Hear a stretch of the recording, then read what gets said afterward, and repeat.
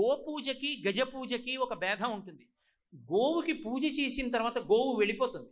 ఇప్పటికీ కామాక్షి దేవాలయంలో తెల్లవారుజామున సుప్రభాతం అయిపోయిన తర్వాత గోవు వస్తుంది. అమ్మవారి వైపుకి పృష్ఠభాగం పెట్టి నించుంటుంది. నించుంటే పృష్ఠభాగానికి పూజ చేస్తారు, వెళ్ళిపోతుంది గోవు. గజానికి పూజ చేస్తారు, ఏనుగుకి మఠంలో చేస్తారు.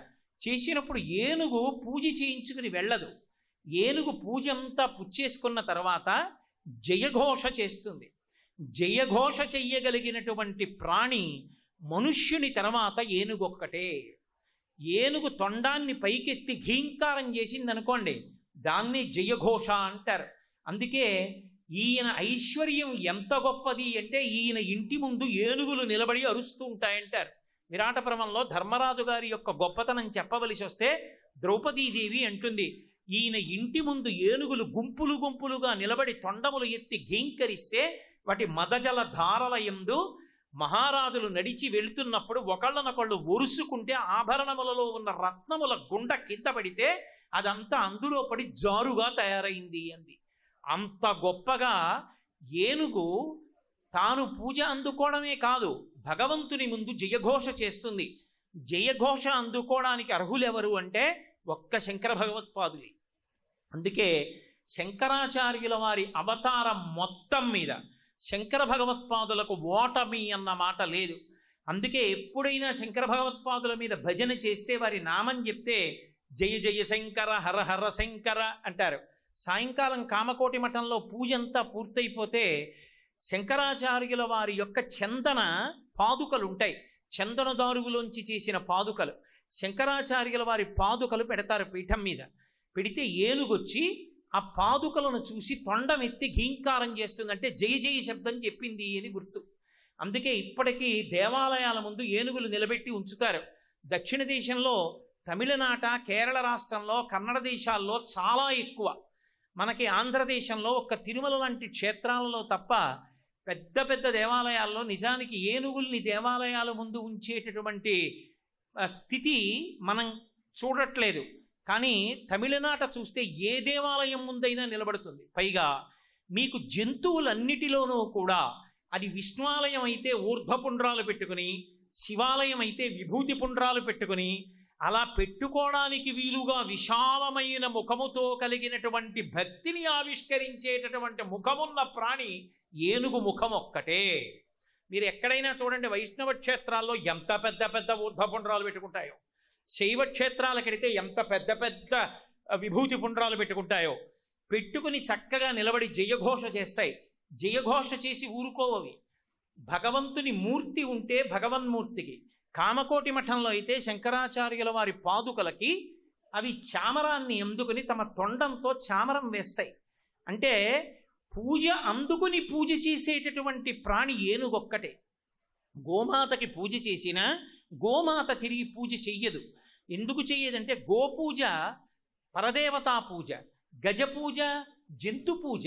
అందుకే గజం పూజ చేసి పూజ పొంది తిరిగి మళ్ళీ పూజ చేస్తుంది. ఏనుక్కి పూజ అంటే పళ్ళు తీసుకెళ్ళి పెడతారు, చక్కగా పళ్ళు అందుకుని నోట్లో పెట్టుకుని తింటుంది. అందుకుని తను తిని ఊరుకోదు, జయఘోష చేస్తుంది. ఆ తరువాత అది అందిస్తుంది, చామరం వేసి భగవానుడికి సేవ చేస్తుంది. అంతేకాదు, మహావీరుడైనటువంటి వాడు అని నిర్ణయించడానికి సాముద్రికంలో ఆయన యొక్క నడకని ప్రమాణంగా తీసుకుంటారు. ఆ నడక అంత గొప్ప నడక అని చెప్పవలసి వస్తే ఏనుగు యొక్క నడకతోటే పోలుస్తారు. అందుకే ఆయన నడక గజగతి అంటారు. ఏనుగు ఎంత ఠీవిగా నడుస్తుందో మహారాజులు, పరాక్రమోపేతులైనటువంటి చక్రవర్తులు అలా అడుగు తీసి అడుగు వేస్తే గజగతి అంటారు. సాధారణంగా ఆడదాని నడకతో పోల్చడానికి అవకాశం ఉన్న నడక ఉన్నటువంటి ప్రాణి యొక్క నడకని ఇక మళ్ళీ మగవాడి నడకతో పోల్చరు. హంసగమనము అన్నాను అనుకోండి, హంస నడక అన్నాను అనుకోండి, ఆడదానికే పోలుస్తారు. ఏనుగు నడక మహావీరుడైనటువంటి వాడి నడకకి పోలుస్తారు గజగతి అని. అలాగే అందంగా నడవగలిగినటువంటి ఆడవాళ్ల నడకకి కూడా గజగామిని అంటారు. ఏనుగులా నడుస్తోందండి ఆవిడ అంటారు. అందమైన నడక అని చెప్పవలసి వస్తే స్త్రీ పురుషుల ఇద్దరి విషయంలో అన్వయం అయ్యేది ఏనుగు యొక్క నడక ఒక్కటే. అంత గొప్ప నడక కలిగినది. 5 లక్ష్మీ స్థానాల్లో ఒక లక్ష్మీ స్థానం ఏనుగు యొక్క కుంభస్థలం. అందుకే ఏనుగు ముఖం వంక చూస్తే చాలు లక్ష్మీ కటాక్షం వస్తుంది, అలక్ష్మి తొలగిపోతుంది. అందుకని తమ్వందే కుంజరాననం. అందుకు ఏనుగు ముఖంతో ఉన్నాడు. ఏదో చేతకాక సరదాగా ఏనుగు ముఖం పెట్టుకున్నవాడు కాడు. గజముఖాసుర సంహారం జరగాలంటే ఏనుగు ముఖంతో ఉండాలి. అందుకుని ఏనుగు ముఖంతో ఉన్నాడు. గజ అంటే జ అంటే జన్మకు, గా అంటే గతిని నేర్పేవాడు కాబట్టి గజముఖంతో ఉన్నాడు. గజ అటు ఇటు వేండి జగ, ఈ జగత్తు అంతా కూడా నేనే ఉండి ఈ సమస్త భూతములుగా ప్రకటనమయ్యానని చెప్పడానికి గజముఖంతో ఉన్నాడు. కాదు కాదు, ఏనుకొక్కదానికే ఒక లక్షణం ఉంది. మహావీరుడైనటువంటి వాడికి ఎప్పుడైనా గొప్ప సత్కారం ఏమి అంటే ఆ ఏనుగు మీద కూర్చోపెడతారు. అసలు మామూలుగా మీరు అడగక్కర్లేదు, అడగకుండానే అలా కోరుకుంటారు ప్రజలు. శ్రీరామాయణంలో అయోధ్యకాండలో దశరథ మహారాజు గారు అడిగాడు, చైత్ర శ్రీమాన్ ఇయమ్మాస పుణ్య పుష్పితకానన యవ్వరాజ్యాయ రామస్య సర్వం మే ఉపకల్ప్యతాం అన్నాడు. నేను చైత్రమాసం ఇది శుభప్రదమైంది, అరణ్యాలన్నీ పుష్పించి ఉంటాయి, రాముడికి యవ్వరాజ్య పట్టాభిషేకం చేద్దాం అనుకుంటున్నాను, ఏమిటి మీ అభిప్రాయం అని అడిగాడు ప్రజల్ని. వాళ్ళు కేవలం పట్టాభిషేకం చెయ్యమని ఊరుకోలేదు. వాళ్ళన్నారు, ఇచ్చామోహి మహాబాహుం రఘువీరం గజాననం రఘువీరం మహాననం గజేన మహదాయాంతం రామం ఛత్ర సువ్యవస్థితం అన్నారు. మాకు ఎటువంటి రాముణ్ణి చూడాలనుందో తెలుసా? ఇచ్చామోహి మహాబాహుం రఘువీరం మహాబలం, మహాబలవంతుడైనటువంటి రఘువీరుడైనటువంటి రాముణ్ణి మేము ఎలా చూడాలనుకుంటున్నామంటే గజేన మహతాయాంతం రామంఛత్రవృతాననం, ఆ ఏనుగు యొక్క కుంభస్థలం మీద కూర్చుని వస్తున్న రాముణ్ణి మాకు చూడాలనుంది. అంటే ఏనుగు యొక్క కుంభస్థలం మీద కూర్చుని వస్తున్న రాముడంటే యవ్వరాజ్య పట్టాభిషేకం పొంది యువరాజుగా వస్తున్న రాముడిగా, చక్రవర్తిగా వస్తున్న రాముడిగా, మాకు పరిపాలకుడైన రాముడిగా మాకు చూడాలనుంది. రాముడి చేత పరిపాలింపబడిన రాజ్యం రామరాజ్యం. రామరాజ్యం అంటే రాముడు ఏదో కొత్త సిద్ధాంతాలు పెట్టాడని కాదు దాని అర్థం. రాముడు శాస్త్రాన్ని దృష్టిలో పెట్టుకుని శాస్త్రం ఎలా చెప్పిందో అలా పరిపాలించాడు. అటువంటి రాముణ్ణి ఎలా చూడాలని ప్రజలు కోరుకుంటారంటే ఏనుగు మీద కూర్చుని రాముడు వస్తుండగా చూడాలని ప్రజలు కోరుకున్నారు. అందుకే మా చిన్నతనంలో కూడా పాట పాడుతుండేవారు. చిన్నపిల్లల్ని కూర్చోపెట్టి పాట నేర్పుతుండేవారు.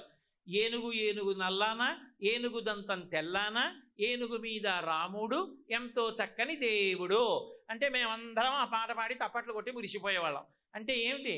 ఆ ఏనుగు మీద వస్తున్నటువంటి రాముణ్ణి మానసిక దర్శనం చేయించి, ఒరే ఆ రామనామం రామకథ రాముడు నీకు ఆదర్శమై నీ జీవితం ధార్మికంగా ఉండాలని, ఏనుగు మీద వస్తున్న రాముడు నీకు ప్రభువు కావాలి, నువ్వు ఆయన చేత పరిపాలింపబడేవాడివి కావాలని మేం కోరుకోవాలని చిన్నపిల్లల చేత అలా పాడించేవారు. ఏనుగుకి అన్ని విశిష్టమైనటువంటి లక్షణాలు. అంతేకాదు, ఏనుగుకొక్కదానికే ఒక గొప్పతనం ఉంది. లోకంలో మీరు ఏ ప్రాణినైనా తీసుకోండి, దాని వెంట్రుక అసలు హీయమైనది. ఎవరైనా పెద్దలు భోజనం చేస్తున్నప్పుడు అందులో వెంట్రుక వస్తే ఉత్తరాపోసనం బట్టి లేచిపోవాలి. పూజ చేస్తుండగా వెంట్రుక కనపడితే దాన్ని ముట్టుకుని తీస్తే మళ్ళీ స్నానం చేసి వస్తే కానీ పూజ చేయకూడదు. వెంట్రుక పరమ దూష్యం. వెంట్రుకంత దూష్యమైన పదార్థం ఇంకొకటి లేదు. వెంట్రుక తర్వాత మళ్ళీ అంత దూష్యమైన పదార్థం గోరు. కానీ లోకంలో రెండు జంతువులు ఉన్నాయి. ఒకటి వెంట్రుక గొప్పది, ఒకటి గోరు గొప్పది. వెంట్రుక గొప్పదైన ప్రాణి ఏనుగు, గోరు గొప్పదైన ప్రాణి పెద్ద పులి. అందుకే మీరు ఇప్పటికీ గురువాయూరులో ఉన్న బాలకృష్ణుడిని చూస్తే పులిగోరు మెళ్ళో వేసుకుని పిల్ల జమీందారు అని ఉంటాడు. తాతగారు మనవడు పుట్టి వంశాభివృద్ధి అయింది, నాకు మనవడు పుట్టాడంటే తాతగారు పరమ సంతోషంతో చేయించే కానుక ఏమిటంటే పులిగోరున్న బంగారు గొలుసు చేయిస్తాడు. ఎందుకంటే పులిగోరు మెళ్ళో ఉంటే అది రక్షణ. ఆ దుష్టమైనటువంటి గ్రహముల యొక్క చూపుని విరుస్తుంది. మళ్ళీ అటువంటి శక్తి కలిగినది ఏది అంటే ఏనుగు. ఏనుగు యొక్క వెంట్రుక తీసి ఉంగరంలో చుట్టుకుని ఆ ఉంగరాన్ని చేతికి పెట్టుకుంటారు. పెట్టుకుంటే ఆ ఉంగరం ఏం చేస్తుందంటే ఏనుగు వెంట్రుక ఉంగరంలో ఉన్నంతసేపు దృష్టి దోషాన్ని విరిచేస్తుంది. అలాగే దుష్టమైనటువంటి గ్రహముల యొక్క చూపు పడితే ఆ చూపుని విరుస్తుంది. అది ఏనుగు శరీరం నుంచి తీసేసిన బంగారానికి చుట్టి పెట్టుకున్న, బంగారంలో ఉన్నటువంటి రాతికి కింద చుట్టి పెట్టి కనపడకుండా పెట్టుకున్న దానికి దృష్టి దోషాన్ని నివారణ చేసే శక్తి ఉంది. అటువంటి ప్రాణి ఏనుగు ఒక్కటే. ఎన్నో విచిత్రములు కలిగినటువంటి ప్రాణి ఏనుగొక్కటే. అంత బుద్ధి వైభవము కలిగినటువంటి ప్రాణి ఈ లోకం మొత్తం మీద ఏనుగొక్కటే. అంత క్రమశిక్షణ కలిగిన ప్రాణి. ఇవన్నీ ఒకెత్తైతే ఏనుగు యొక్క గొప్పతనానికి చెప్పడానికి కారణం ఒకెత్తు. లోకంలో బలం ఏమైనా చెప్పవలసి వచ్చిందనుకోండి, ఏనుగంత బలం అండి వాడికి అంటారు. భీముడి బలం చెప్పవలసి వచ్చిందనుకోండి, ఎన్ని ఏనుగుల బలం అన్నదంతో చెప్తారు. 1000 ఏనుగుల బలం ఉన్నవాళ్ళు, 10,000 ఏనుగుల బలం ఉన్నవాళ్ళు, 1,00,000 ఏనుగుల బలం ఉన్నవాళ్ళని హనుమ రామాయణంలో సుందరకాండలో చెప్తారు. వచ్చే సుగ్రీవ సైన్యం యొక్క బలం గురించి చెప్పవలసి వస్తే ఏనుగు యొక్క బలంతో చెప్తారు. ఇంత బలాన్ని పొందేటటువంటి ఏనుగు ఏం తింటుంది అంటే పరమసాత్వికమైనటువంటి కేవలం శాకాహారాన్ని మాత్రమే తింటుంది. అసలు తన జీవితం మొత్తం మీద మాంసం అన్నది ముట్టుకోదు ఏనుగు. ముట్టుకోకుండా సాత్వికమైనటువంటి శాకాహారం తింటుంది. తన జీవితం మొత్తం మీద శాకాహారం ముట్టుకోదు సింహం. గ్రాసము లేక సృక్కినను జీర్ణతృణంబు మేయునే అని గడ్డి పరక కూడా ముట్టుకోదు ఏనుగు సింహం. అటువంటి సింహానికి ఎవరి మాంసం ఇష్టం అంటే ఏనుగు కుంభస్థలంలో ఉన్న మాంసమే సింహానికి ఇష్టం. అంటే పుట్టినప్పటి నుంచి శాకాహారం తిని బతికినటువంటి ప్రాణి మాంసం మాంసాహారికి ఇష్టం. అసలు లోకంలో బలం ఎక్కడి నుంచి వస్తుంది, బుద్ధి ఎక్కడి నుంచి వస్తుంది అంటే శాకాహారంలోంచి అని తీర్పు చెప్పిన ప్రాణి, లోకంలో సమతౌల్యాన్ని పాటించి అహింసని ప్రబోధం చేసిన ప్రాణి, నీ తోటి ప్రాణిని చంపి తినకురా అని ప్రబోధం చేసిన ప్రాణి ఏనుగొక్కటే. కాబట్టి అది శాకాహారమే తింటుంది. శాకాహారం తిని అంత బుద్ధి వైభవాన్ని పొందుతుంది. ఎన్ని విశేషాలు! అసలు ఆ ఏనుగే లోకంలో ఎన్నో అద్భుతాలను సృష్టించింది. అసలు భాగవతం మొత్తం మీద నిత్యపారాయణ యోగ్యత కలిగేటట్టుగా శరణాగతి చేసి శ్రీ మహావిష్ణువుని భూమి మీదకి తీసుకొచ్చింది ఏనుగే. అందుకే భాగవతంలో ఎన్నో స్కంధాలలో ఎన్నో కథలు తెలియని వాళ్ళు ఉంటారు. యజ్ఞం తెలుసా అంటే తెలియదండి అనేవాళ్ళు ఉండొచ్చు. సుయజ్ఞోపాఖ్యానం తెలుసా అంటే తెలియదనొచ్చు. గజేంద్ర మోక్షణం తెలుసా అంటే నాకు తెలియదండి అని ఎవరనరు. ఇంతమంది భాగవతుల కథలు తెలియవేమో కానీ ఒక ఏనుగు యొక్క కథ మాత్రం అందరికీ తెలుసు. ఏనుగు వాహనంగా భగవంతుడిని మోస్తుంది, తన మీద పెట్టుకొని ఎవ్వరూ లేకపోయినా సరే పరమక్రమశిక్షణగా భగవన్మూర్తి ఒరగకుండా తీసుకెడుతుంది. తీసుకెళ్ళడమే కాదు, ఏనుగుకొక్కదానికే ఒక లక్షణం ఉంటుంది. తన ప్రాణం పోయే వరకు యజమానిని కాపాడుకుంటుంది. ఆ లక్షణం ఉన్నది ఏనుగు ఒక్కటే. అందుకే చక్రవర్తులందరూ ఏనుగు మీద కూర్చుని యుద్ధం చేస్తారు. ఎందుకు చేస్తారంటే ఒకవేళ ఏ కారణం చేతనైనా వాళ్ళు స్పృహ తప్పిపోయినా ఏనుగు తన తొండంతో శత్రు సైన్యాన్ని పరిమారుస్తూ కాళ్ళ కింద పెట్టి తొక్కుతూ అతివేగంగా ఆ రాజుని కోటలోకి తీసుకొచ్చి దింపేస్తుంది. మన దేశంలోనే మహానుభావుడు రాజపుత్రుల్లో మహావీరుడైనటువంటి రాణా ప్రతాప్ సింగ్ ఒకానొకప్పుడు మహమ్మదీ సైన్యంతో యుద్ధం చేస్తున్నప్పుడు స్పృహ తప్పి ఒరిగిపోయాడు. ఒరిగిపోతే ఆయన్ని వెనక్కి తీసుకొచ్చినటువంటి ప్రాణి ఒక గుర్రం. ఏనుగు తేవడం తేలిక, ఇంకా పైన అంబారీ ఉంటుంది. గుర్రం తేవడం మరీ కష్టం, జారిపోతాడు.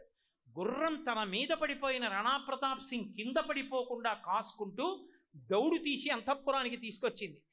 రాణా ప్రతాప్ సింగ్కి ప్రాణభిక్ష పెట్టిన గుర్రం చేతక్ కనుక ఆ చేతక్లా అది ఎక్కిన వాడిని కాపాడుతుందని చెప్పడానికి బజాజ్ కంపెనీ వాళ్ళు ఆ పేరు దత్తత తీసుకుని చేతక్ అని కొన్నాళ్ళు స్కూటర్లు పెట్టారు. ఈ దేశంలో అంత గొప్ప ప్రఖ్యాతి పొందినటువంటి వాటిల్లో గుర్రాలు, ఏనుగులు ఉన్నాయి. అందుకే అశ్వపూజ, గజపూజ, గోపూజ పూజలు ఉన్నాయి.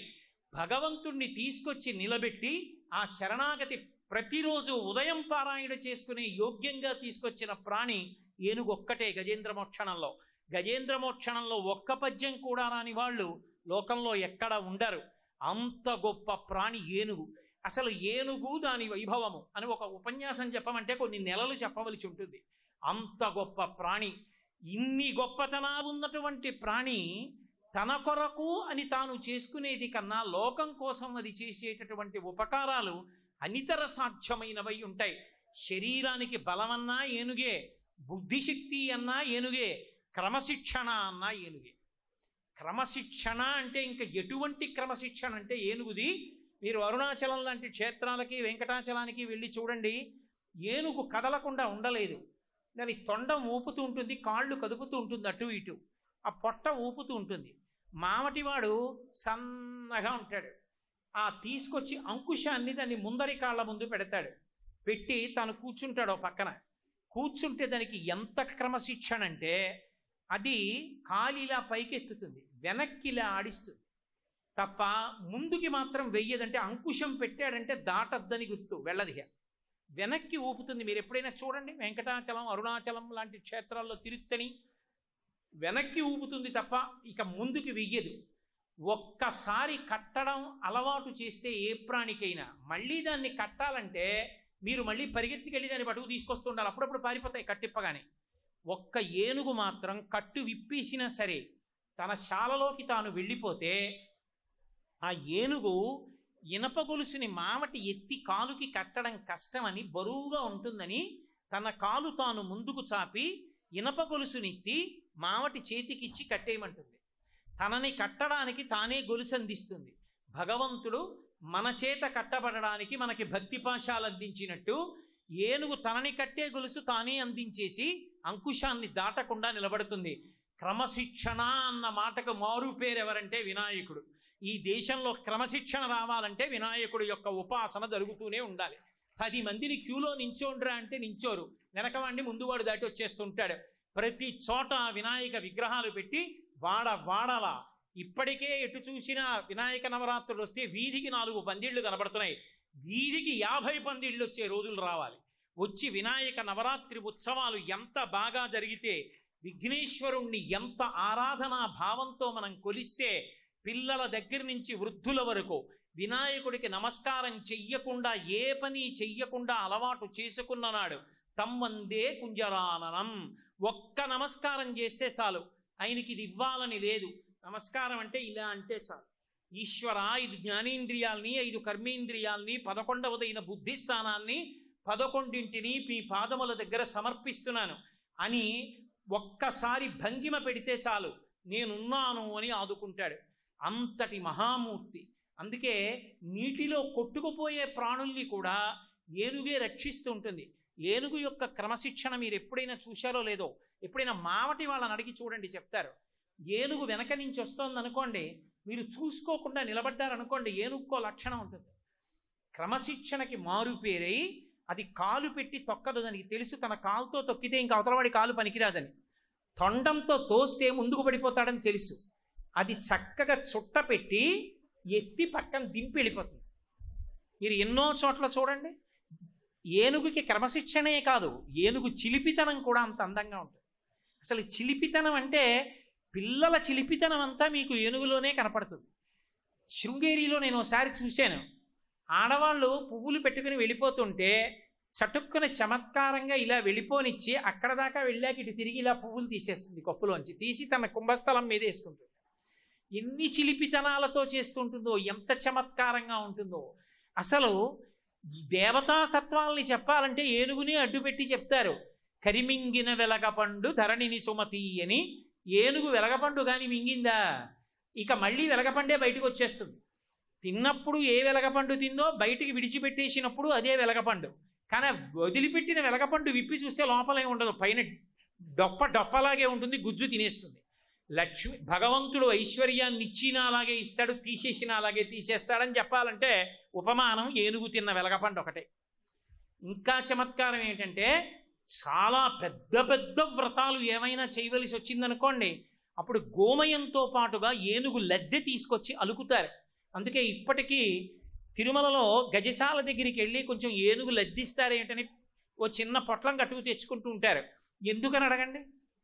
మా ఇంట్లో లక్షవత్తుల నోమండి, ఆ ప్రాంగణాన్ని ఏనుగు లద్దెతో అలకాలంటారు. పెద్ద పెద్ద నోములు పెద్ద పెద్ద వ్రతాలు చూస్తే ఏనుగు లద్దెతో అలుకుతారు, అలికితే పవిత్రం అవుతుంది. అంత గొప్ప ప్రాణి. అసలు ఒక ఏనుగులో ఎన్ని విశేషణాలు ఉంటాయో, ఇన్ని విశేషణాలు ఒక సామాన్యమైన ఏనుగులో ఉంటే ఆ ఏనుగు తెచ్చి నీ ఇంటి ముందు పెట్టుకోగలవా? ఏనుగు ఉన్న చోటికి రోజు వెళ్ళగలవా? అక్కర్లేదురా, నీ ఇంటికి నేనే వస్తున్నానని విఘ్నేశ్వరమూర్తి అయ్యి వచ్చాడు. ఏమండి మా ఇంట్లో ఫోటో ఆ గదిలో ఉండిపోయిందండి, ఎలా అంటావేమోరా, ధ్యానం చెయ్యి. శుక్లాంబరధరం విష్ణుమ్మను అగజానన పద్మార్కమ్మను, చాలు నిన్ను అనుగ్రహిస్తాను. అది కూడా కాదంటావా, ఇంత పసుపు తీసి ఇలాను. పూజామందిరం అంటే పసుపు లేకుండా ఉండదు, పసుపే లక్ష్మి, లక్ష్మియే పసుపు మంగళద్రవ్యం. ఇలా నీళ్లు రాసి నొక్కి బొట్టు పెడితే విఘ్నేశ్వరుడు అయిపోతాడు. మా అమ్మ నన్ను అలాగే కదూ ముందు చేసింది, ఒంటికున్న పసుపు నలిచి అక్కడ పెట్టింది, నేను పుట్టాను. కాబట్టి ఇప్పుడు పసుపు నలిపితే అలాగే వస్తానని వస్తాడు. కాబట్టి ఆయనంత సులభుడు లోకంలో లేడు. ఆఖరికి విఘ్నేశ్వరుడిలో ఉన్న గొప్పతనం ఏమిటంటే పిండితో ముద్ద చేస్తే వస్తాడు.